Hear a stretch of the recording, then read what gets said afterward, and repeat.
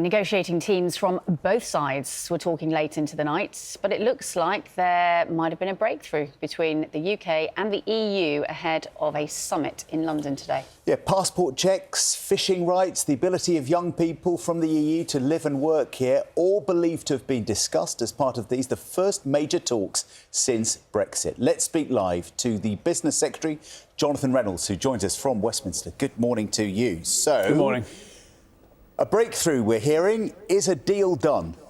Good morning. Well, look, a deal is not done yet, but it has been going very well, very positively, as you have just reported there. But the main thing here for people to know is this is about what's it going to mean for them, and it's about making them better off. It's about making their bills come down in time. It's about making the country more secure. So what we have at the minute in terms of the relationship between the UK and the EU is a one with some real gaps in it. Nothing on defence and security, everything from people not being able in the trade and economic side to can't use e-gates when you go to Europe. And of course, the big thing for me, our trade, particularly in food and agricultural products, has declined a lot with Europe since we left, despite the fact we've got exactly the same standards in place on both sides. So there's a big prize here. I can't tell you at this stage it is all done, but I can tell you it's been very promising. There have been some breakthroughs, and fundamentally, it's about making people in this country better off. When will we find out then? When will we see the details?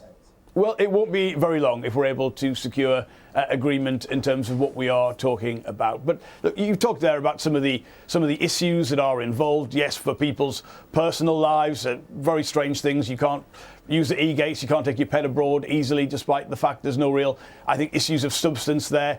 On food and trade, I mean, look, you can't sell a British sausage made in my constituency in Hyde, or a burger or mince in Europe entirely. Again, with the same standards on both sides, that is completely unnecessary. So there's things we can do. We've already shown as a government, we've got that trade deal in place now with India. Many governments promised that. Only this government has been able to deliver it. We had the breakthrough with the United States recently as well. But this is important to us as well, important to the country. And we've always said the UK cannot and should not and will not pick one market, one trading partner. We want good trade with the European Union, good trade with the US, good trade with people like India and other countries around the world. And we're going to show that we can do that. OK, let's talk about some of the finer points, if not the details. You brought up e-gates, so passport waits and queuing up at EU airports, and pet passports. If somebody's watching right now and they're going on holiday this summer and think, oh, I wonder whether then this summer I will avoid the worst queues and I might be able to take my dog with me. Could it happen this summer? It could. I mean, look, the detail of if we were able to take this forward would be that that would be the European Commission saying there's no objection, no barrier to UK nationals being able to use that, and member states themselves in the European Union would need the technology, the capacity in place to do that, though clearly many of them do already around that. So look, yes, we would want people to feel and see some real immediate benefits to them, whether that's in terms of their job if they work in an industry which exports a lot to the European Union, whether it's their personal lives, long term as well. I mean, the cooperation in areas like energy could bring down energy bills over the long term. So this is not about reliving the arguments of the past. No one is interested in doing so. It's not about the UK being a constitutional member in some way of the single market or the customs union. It's about how do we improve this trade and security relationship with a set of countries that are always going to be important to us. And we have shown as a government that is possible whilst taking advantage of opportunities around the rest of the world. So for me, I know people feel strongly about that referendum. Of course they do, still have that. But we've got to look to the future. And I think this is proof you can have that improved set of trading terms, stronger relationships with every major market around the world if we get the deal in place that we're seeing. You're pointing out the potential benefits to people who are watching right now. But in return for those apparent benefits, we have to concede on other things, don't we? That's the whole nature of negotiation and coming up with some kind of deal. The Sun newspaper this morning is describing it not as a trade deal, but as a betrayed deal. They say by tying Britain back up in EU red tape, the UK will be placed in court under the jurisdiction of European courts, and this will be a major reversal of the breakfast promise, the Brexit promise. I mean, you are saying that people don't want to revisit the arguments of the past and want to move on from Brexit, but for people watching right now who voted for Brexit, they might see that some of those advantages, those freedoms, are being lost today. So first of all, on that first point, if we do this deal, it will reduce bureaucracy, it will reduce red tape. So if you are, for instance, exporting a consignment of food to the European Union and you need an export health certificate, that's £200. That's delays, that's inspections, that's cost. So this is about removing those things that we don't need in place, by the way, because we've got the same standards on each side. When it comes to how we arbitrate trade agreements, it's the same with the European Union as it would be for any country. So look, we've got the same food standards in place at the minute.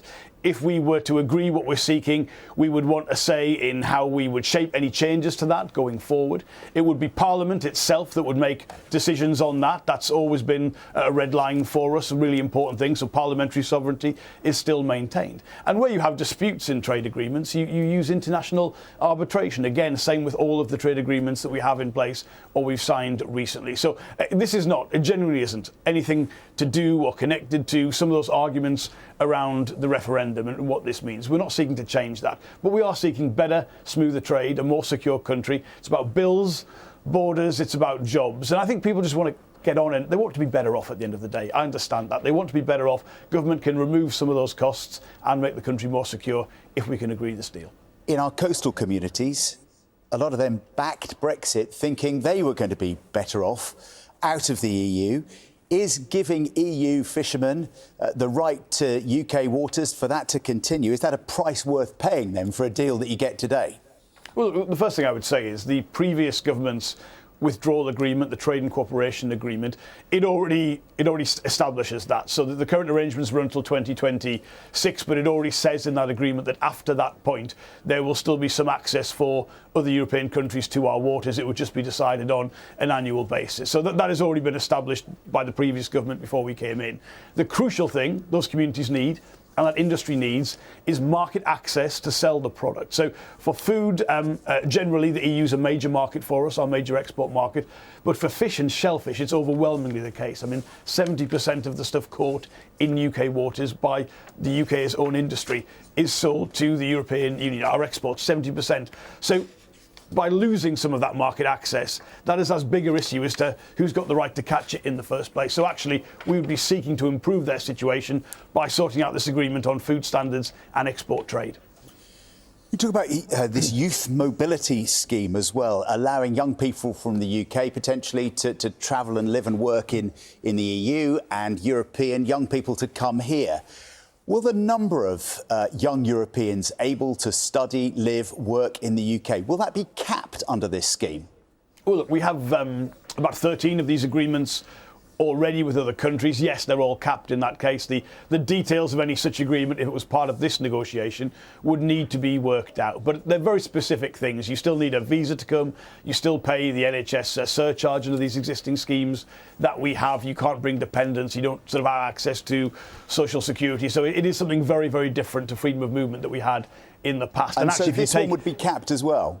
Well, all these agreements that we have already do have some sort of cap. I think the previous government's deal with Australia capped the figure at 45,000, although it's never anything as much as that. I think 24,000 visas were issued last year for all of these schemes. So it's relatively small, and actually in the main it's net negative on immigration. So we see from the existing schemes more young UK people leave to go to other countries for a temporary period than people coming to the UK. So it's an opportunity for young people from Britain in the main, but yes, they're very, very different to the kind of experience we had when we had freedom of movement as part of the European Union.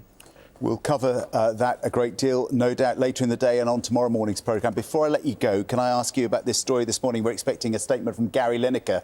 I know you're a keen football fan. Gary Lineker set to leave the BBC sooner than expected. Do you think he had a choice? Do you think the BBC had a choice other than to let him go now?